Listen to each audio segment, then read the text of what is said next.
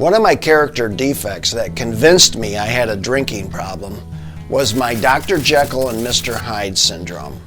And I'm not talking about Mr. Hyde who comes home drunk and just breaks everything. My Mr. Hyde was the sober me.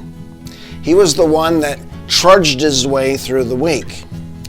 You know, I was probably the worst coworker you could possibly have because I'd show up every day exhausted.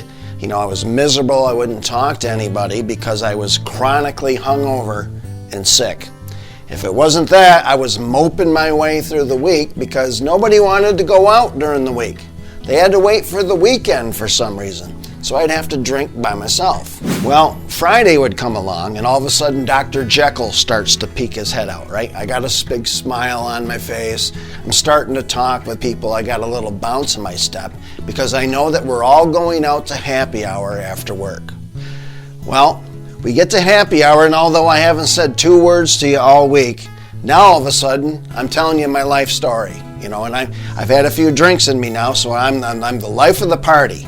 And I don't want the party to end. I'm trying to talk everybody into going out tomorrow night. You know, we should go here and we should go there and we should go on this big hiking trip next weekend. You see, I get a couple drinks in me and I have all these imaginary activities and hobbies that I do. It's not true. I don't do nothing other than sit on a bar stool. Does this sound familiar to you?